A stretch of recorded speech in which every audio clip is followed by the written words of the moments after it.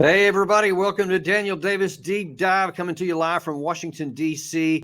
Operational question for today. Is the United States in danger of blundering into a major war, potentially even with Russia, in the Russia-Ukraine war?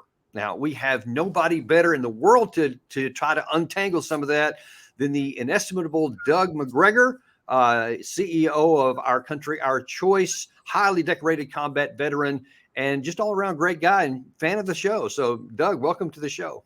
Yeah, happy to be here, Dan. Man, we have a difficult, well, not a difficult one to untangle, maybe an unpleasant one to untangle, but let's just jump right into it because things are kind of moving in a bad direction here, although I guess they kind of have for a long time, but they seem to be drifting into some new territory that we want to unpack a little bit here.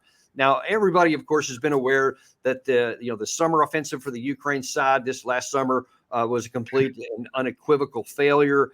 Now then we're, this big issue toward the end of the year is Zelensky wants more money. Biden wants more money. So far, the Congress hasn't given it because the Republicans are saying, hey, how about our country first? Let's worry about our border and then let's think about that. And nobody wants to give in on anything. So far, no money has come. But the Europeans seem to be growing in some concern. And in fact, the Polish foreign minister has some concerns that he raised just a few days ago. Now we are holding off an aggressive dictator who is bent on recreating a European empire, a concept whose time has passed. And Ukraine is the internationally recognized victim, recognized by the UN General Assembly. And the consequences of Putin conquering Ukraine would be catastrophic. First of all, of course, for Ukraine, but also for her neighbors, for Europe, and for the whole system of American alliances. So, wow, the whole system of American alliances is at stake here.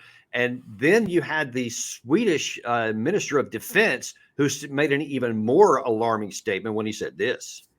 Många har sagt det före mig, men låt mig göra det med ämbetets kraft, mindre inlindat och med en osminkad tydlighet. Det kan bli krig i Sverige. Vem är du om kriget kommer? So he's saying after 210 years of peace, all of a sudden now, more than any other time, it's at risk, which gives the implication that, man, Russia must be just forming this big tank army on the border, and there's any day it's just going to start rolling west toward, I don't know, the English Channel. Who knows where they're going to end up heading. But as Kirby said, we don't really have a lot of money to do anything. Military assistance to Ukraine? I mean, has the well really run dry here, or what does it look like? We have issued the last drawdown package that we had funding to support, and that's why it's critical that Congress move on that national security supplemental request and we get more funding. The assistance that we provided has now ground to a halt. The attacks that the Russians are conducting are only increasing. And now, as I talked about earlier this week, they're using North Korean ballistic missiles to do their dirty work. So the need is acute right now. So as we're going to talk about here in just a second, Doug, we'll show momentarily, Russia does seem to be operating on reality. They do seem to be looking on the ground and saying, based on these things that have happened, here's where we're going, which is actually pretty logical from their perspective. But there seems to be a disconnect on the other side, because what doesn't seem to be fitting is you have, whether it's the United States, Sweden, Polish, or the Germans, and we'll show something on that in a second, they seem to be, holy crap, World War III could be coming. Is there any truth to that, Doug? No. But there are a couple of points that need to be made right up front. I think your use of the word blunder is a very good one. I would argue that certainly since 1991, once we decided that we were invulnerable and invincible and no one could stand against us, we've blundered into all sorts of places. And inevitably, wherever we've gone has been an enormous failure, a catastrophe for both the people living there and for us. So I wouldn't underestimate our capacity for blundering yet again. Now, let's look at the facts in Europe. All of the governments that you highlighted, the German government, the Polish government, the Swedish government, as well as our own, you might as well throw the French and the British into that mix. These are globalist elites. These people are hugely part of the problem. These are the same kinds of people that opened Europe's borders to the influx of millions of people from the Middle East and North Africa, none of whom the people in Europe now want and would like to expel.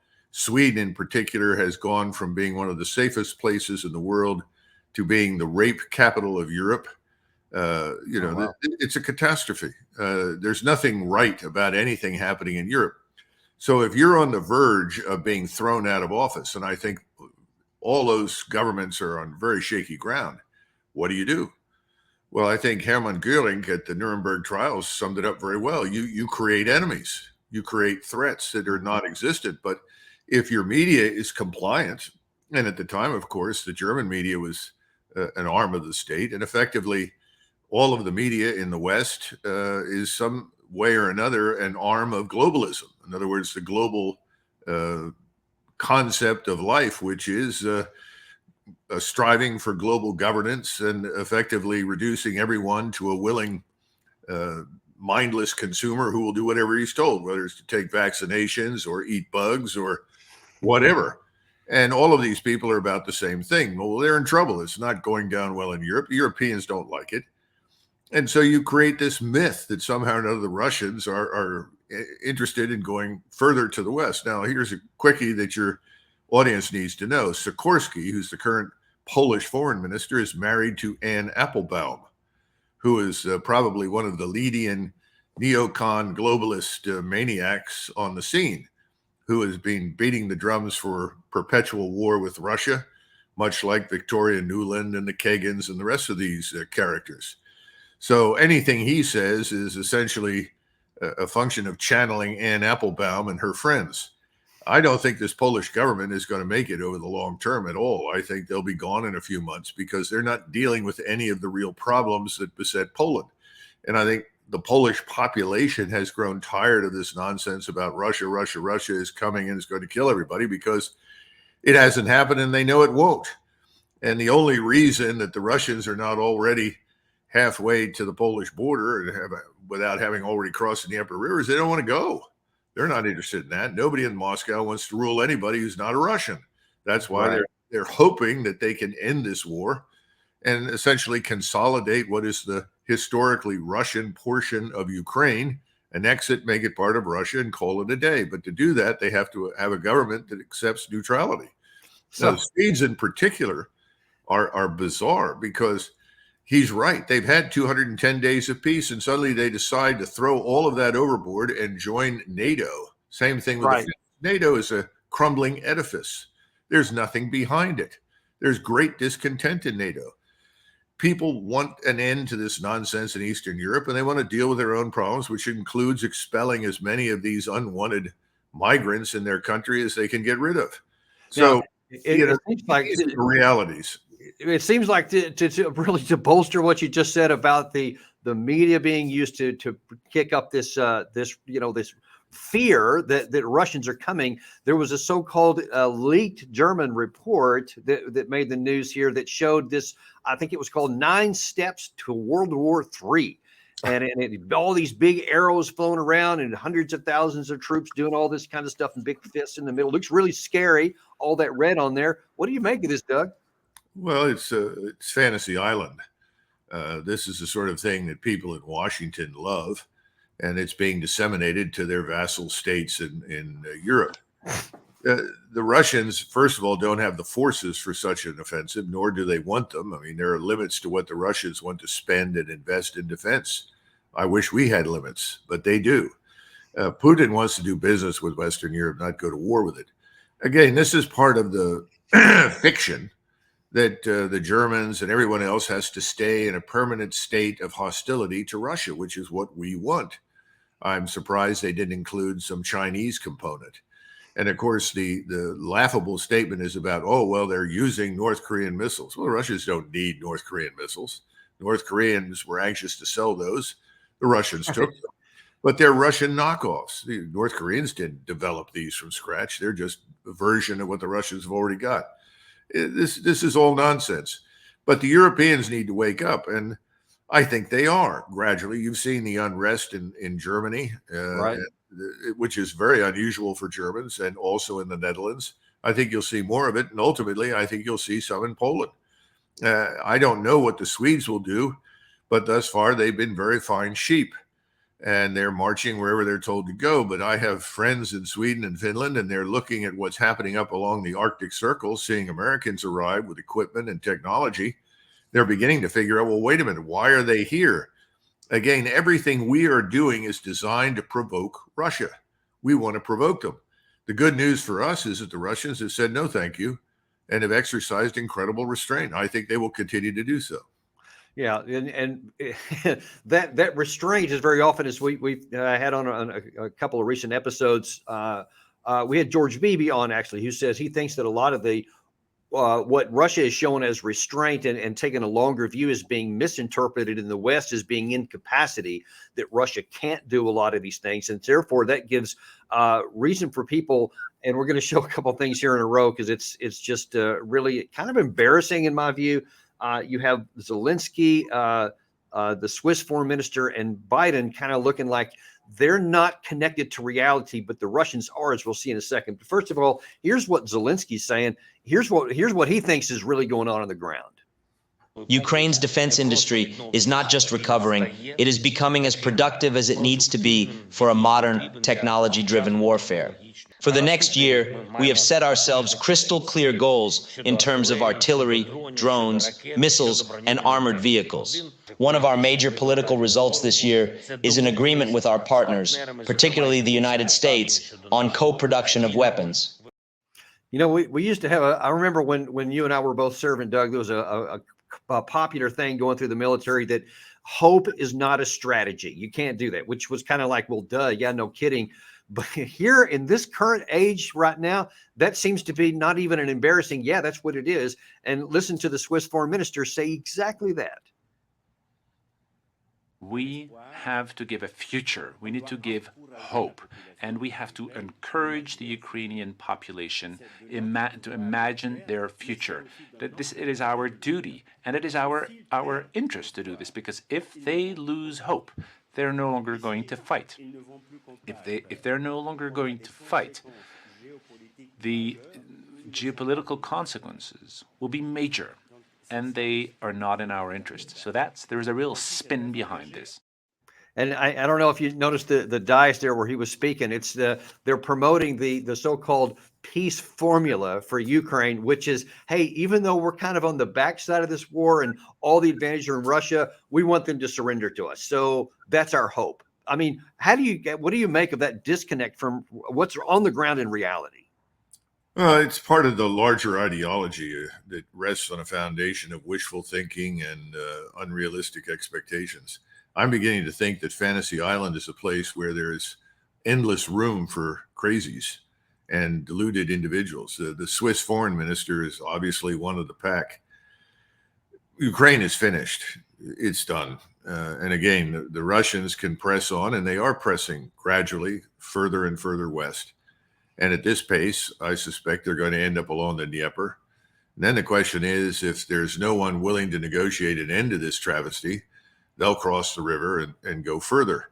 This is not something they want to do. It's a reality. We have nothing with which to stop them, unless, of course, you want to use a nuclear weapon. And that would be the end of civilization as we know it, because their nuclear arsenal is equal to or larger than our own. We have Russian submarines up and down the Atlantic and even in the Pacific. They can all launch missiles and incinerate our cities within the space of an hour or so. So that's all crazy nonsense. This is designed for the domestic audience. Stir up fear, and if you stir up enough fear, perhaps you can remain in office, and perhaps then you can sort through all the other problems to continue converting us into globalized sheep. It's not going to work. It's just a dead end. And George Beebe is someone who knows what he's talking about. He's got a good grasp of the situation. He's absolutely right. This is very sad.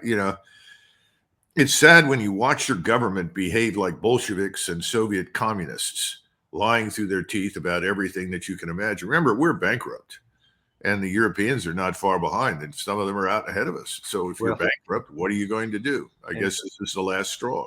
Speaking of our government doing exactly what you said, here is Biden saying what he thinks is going to happen if we don't stop Russia. The entire world is watching. What will the United States do? And think if we don't support Ukraine, what's the rest of the world going to do? What's Japan going to do, which is supporting Ukraine now? What's going to happen in terms of the G7? What's going to happen in terms of our NATO allies? What are they going to do? If we walk away now, it'll only embolden other would-be aggressors. So I'm calling on Congress to do something and do the right thing, to stand with the people of Ukraine, stand against the tyranny of Putin, stand for freedom, literally stand for freedom. Let's get this done. What's just anguishing to me, Doug, as I listen to that, is just so divorced from reality on the ground, is that he's still, this is my aspiration. This is what I want to happen. I want Russia to lose. I want Ukraine to win. And so I'm just going to keep moving in that direction. We have to keep going, even though everything on the ground screams that that's not going to happen. And then that is even more anguishing. You just said it's embarrassing that we seem to be doing what the Bolsheviks were doing in the past.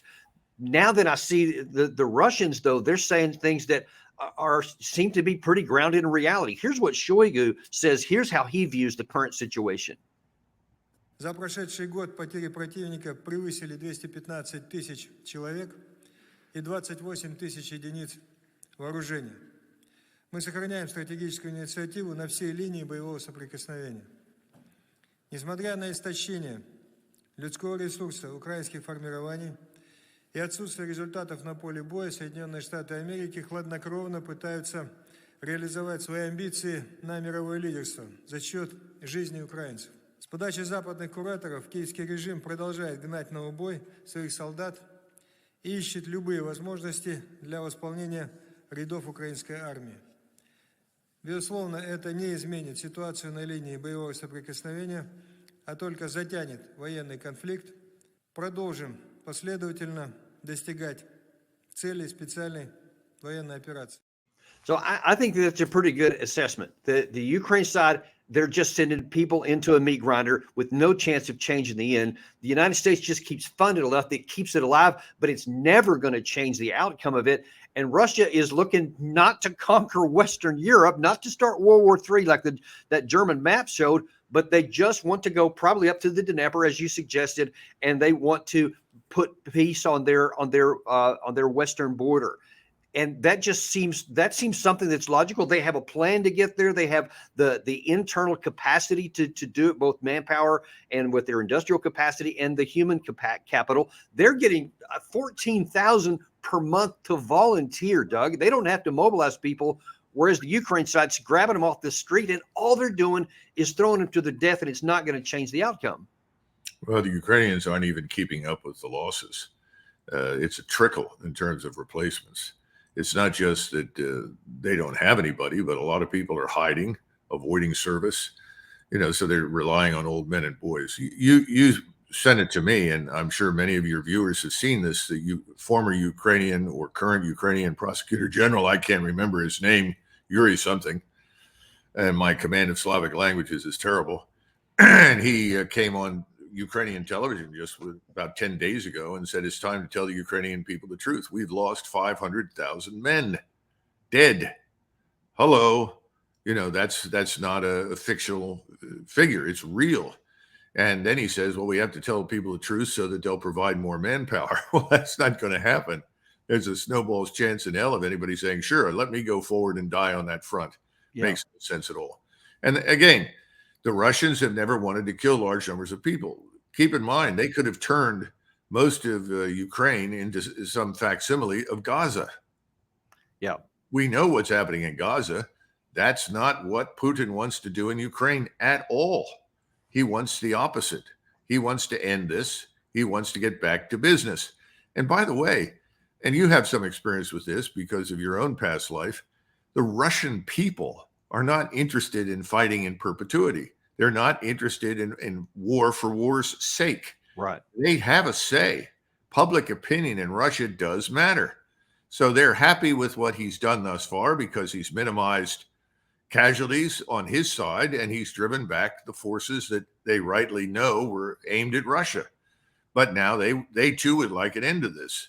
There's just no willingness on our side to do it. But it may be that we are all on the verge of financial bankruptcy and our economies are going to implode long before anything else happens, in which case everything will grind to a halt because nobody can afford to field the kinds of forces that were shown in that diagram. And there's no real reason to do so. So, Right. Judy, That's again, the this There's will no end. reason to. No. I mean, it's Fantasy Island, but at some point, if you watched Fantasy Island years ago, reality steps in at the end of every story. And that's the way the story ends. Reality is going to step in, and this will stop.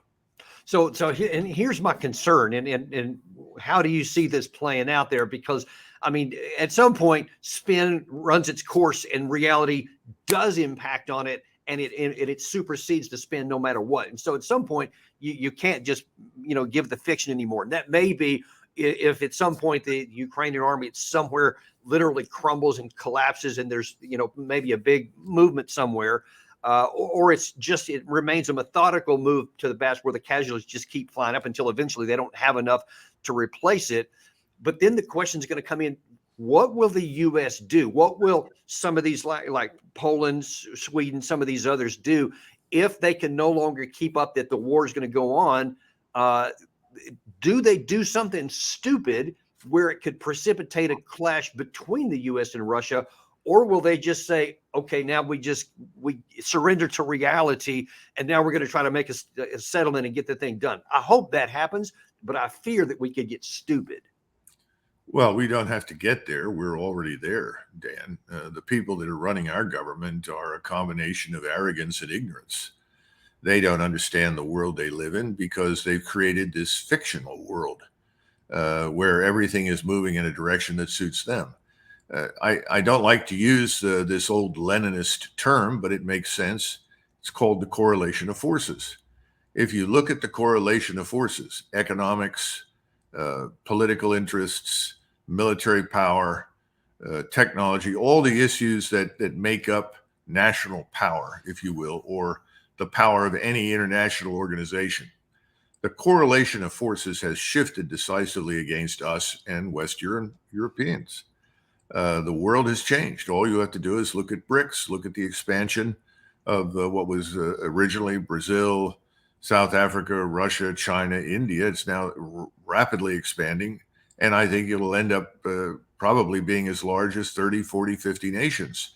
People are not doing business with dollars.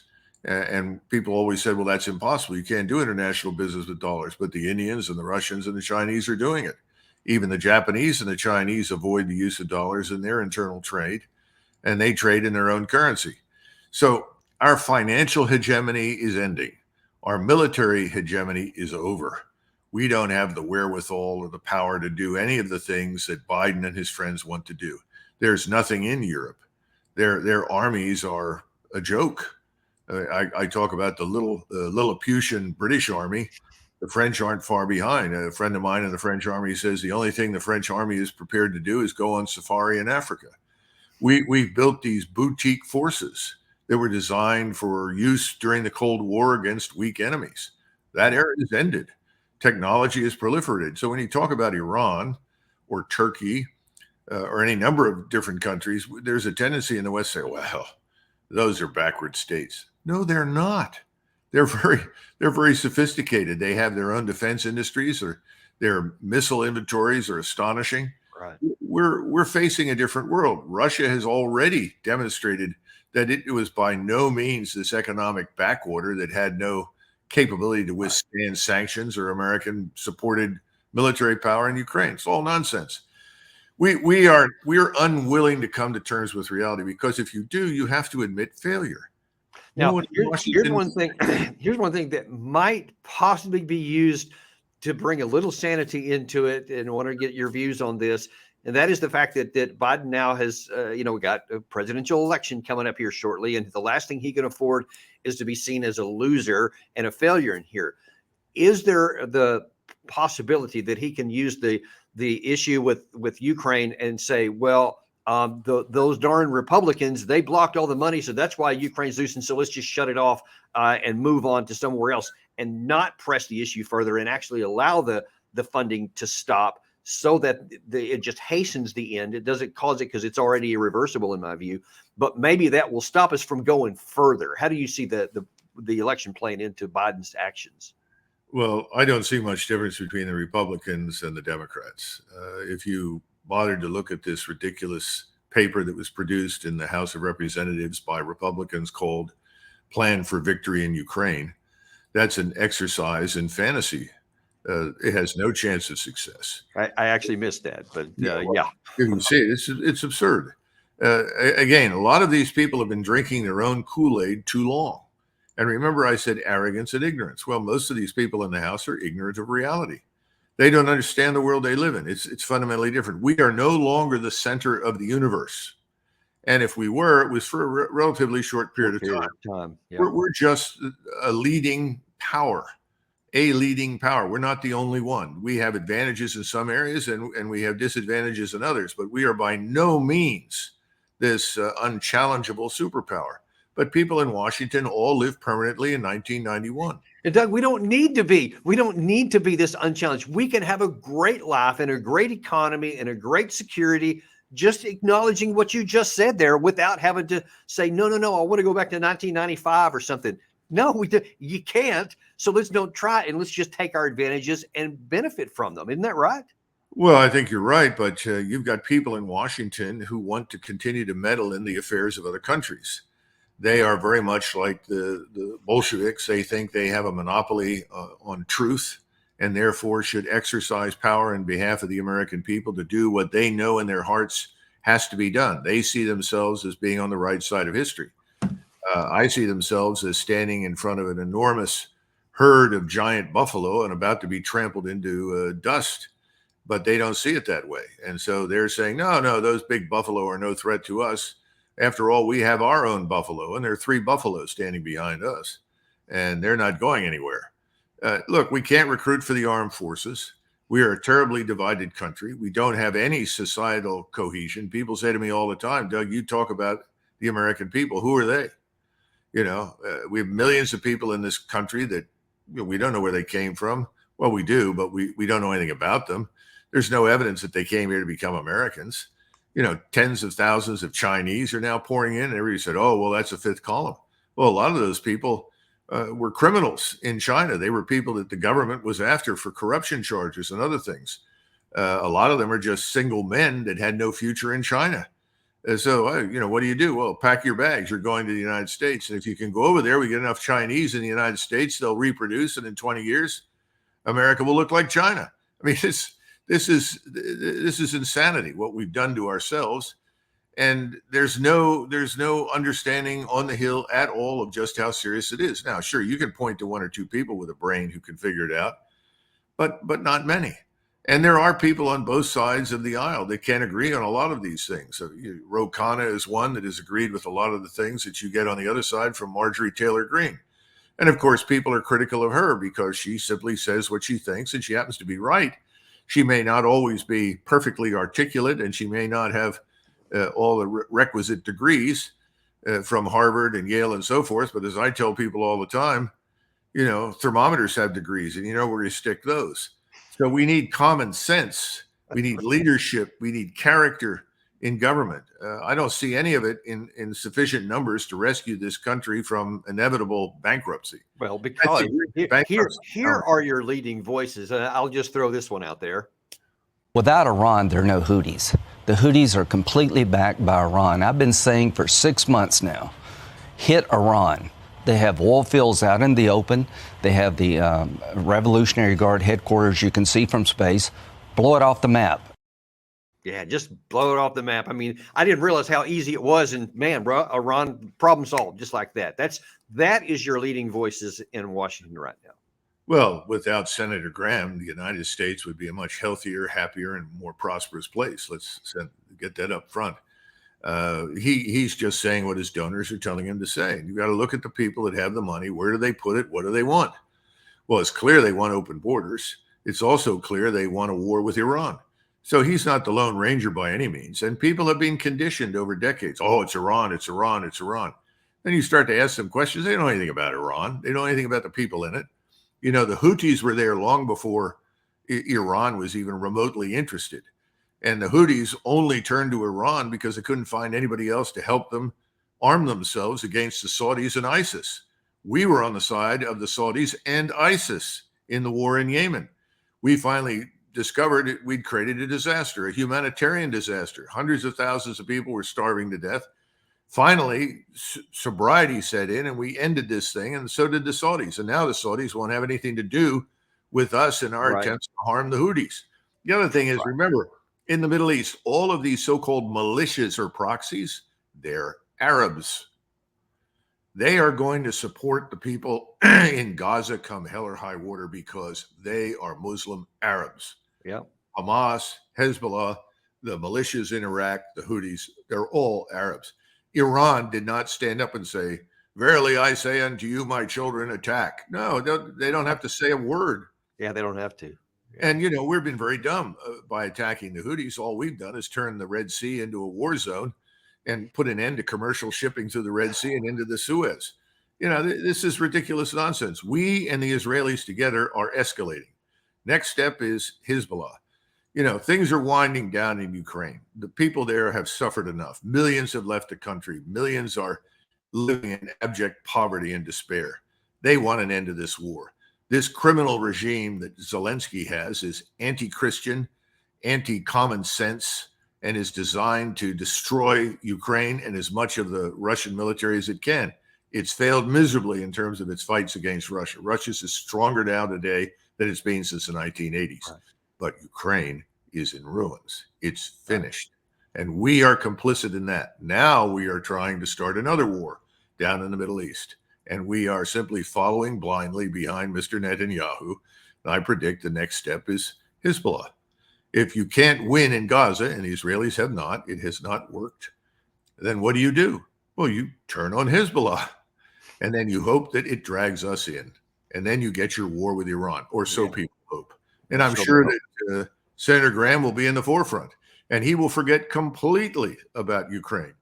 Look at the people who suddenly turned around in 1974, 75, and you would say, well, look what happened in Vietnam. And they'd say, Vietnam? Vietnam, what's that? Right. It just passed from the scene. Ukraine will pass from the scene. All of this hot air will go nowhere. It's tragic, but this is the history of our country. We need new government, new people, new blood, fresh thinking.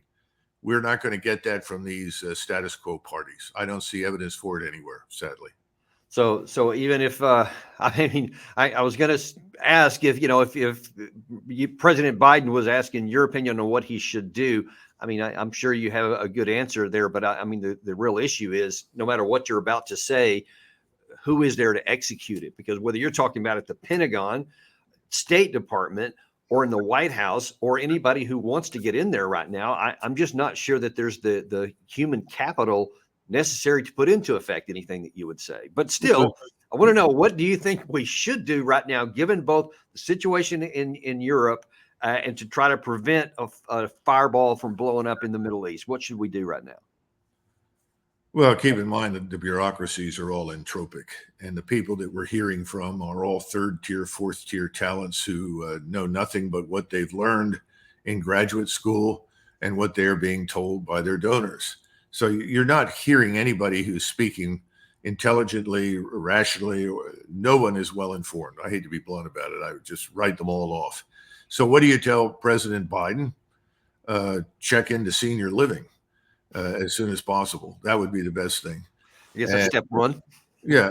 As for the rest of the government, I see no good news in Washington from anybody. Now, when you look at the candidates that are out there, and I feel great affection for President Trump. I always have, and I like him very much.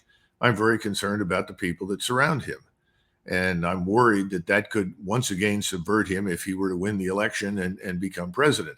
I like RFK Jr. I think he's a very decent, honorable man who's trying to find his way forward. But all of them tend to, unfortunately, default too much to the status quo in foreign and defense policy, and particularly on too many issues here at home. So I just don't hold out much hope. I'm a believer in what I call the third way. That's why, I've joined OCOC, Our Country, Our Choice. I think we need a third way. I actually would welcome the development of a third party. We've got to get new people. Here. And when somebody says, who would you bring to Washington? I'd say anybody other than people from the Ivy Leagues or the service academies. I would bring in people from the rest of the country. Well, what if they have no experience? Well, experience is overrated, my God. Exactly. If you have experience in the wrong thing, that's not good. Experience has almost done us in. And that's why, dump this obsession with degrees from the Ivy League and the service academies, dump the assumptions about this is our best talent. If that's the best, we are doomed. There's no future for us. Right. It's time to change the guard. Yeah. So I'm 100% in agreement with you. Very enthusiastic about what you're doing. I'm so grateful for Our Country, Our Choice. And I could not be more encouraging of all of our listeners to continue to support, your movement there. Because I agree, Doug, whether it's R or a D, I just don't see much difference in how they actually operate besides yelling at each other all the time. We need a new way before it's too late. And we just hope that that it's not too late. And I don't know that it's not. Well, you're right. We're actually on the edge. We're peering into the abyss. Some people I'm sure have told you, well, we're the new Weimar Republic. We're on the edge of all sorts of bad decisions. Under those circumstances, I hope that we sober up and use our heads, because Lloyd Austin, and I'm by no means a fan, deserves credit that at least behind the scenes, he has periodically tried to remind everybody that he's talking to, including the president, that our resources are limited. We're overstretched. We're overreaching. Why are we doing what we're doing? We can't wage war on multiple fronts. We can't even wage a major regional war on one front right now. I agree. Yeah. So this sort of thing, at least he said that, and I give him credit for it. But he's pretty much the Lone Ranger. I don't know where Burns falls in on this, the CIA director. I lost confidence and trust in him a long time ago, because he's always known better. No one has stood up, and he's the first man that should have stood up and said, if you're going to do this, I'm out. But nobody wants to be out. Everybody wants to be on the A-list for cocktail parties inside the Beltway. Everybody has his hand out for cash. This has got to end, or the nation won't survive. I think I think that we're in that position right now. But Doug, we continue to support you and Our Country, Our Choice. Keep going with all that, because at least there is one avenue for actual hope, unlike some of these false hopes that have been listed before here. And we'll just continue to see how things play out. But thanks for joining us today, Doug. And we'll look forward to having you back on very soon. Sure. Thank you, Dan. And thank you guys for watching too. And remember, like and subscribe and share this to everybody. I'm telling you, folks, you are hearing the truth here. You're hearing things here you're not getting anywhere else. And other people need to hear what you just heard here. Share this with your friends. We will be back later this afternoon at 2 p.m. with John Mearsheimer. We're going to get some more of the truth that you have come to expect from Daniel Davis Deep Dive. Thanks, and we'll see you next episode at 2 o'clock.